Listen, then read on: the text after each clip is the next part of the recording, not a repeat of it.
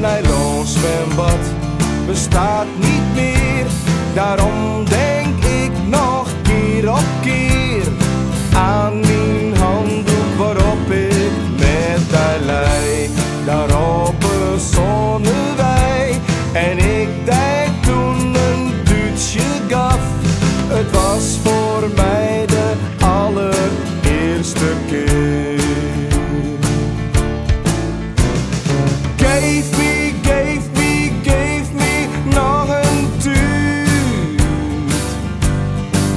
Dan haal ik ze wel een ijsko. Het maakt ons toch niks uit.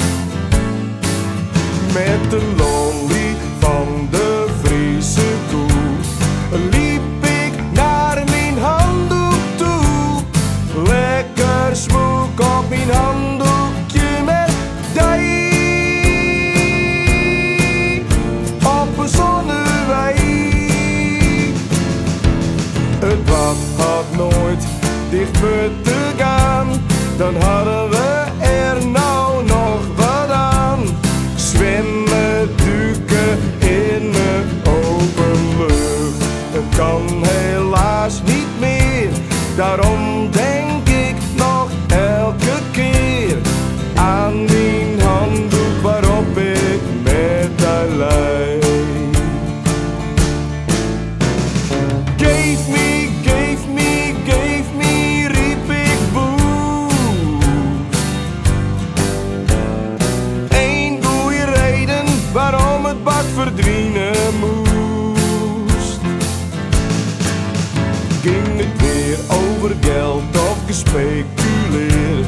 Het deed me pijn, het deed me zeer. Nooit meer op mijn handdoekje met dij.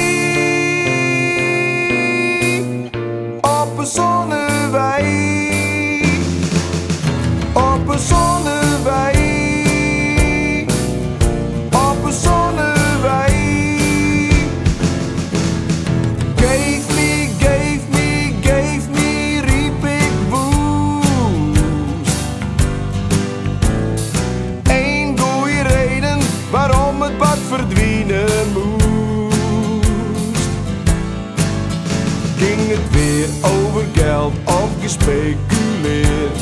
Het deed me pijn, het deed me zeer. Nooit meer op mijn handdoekje met dij. Op een zon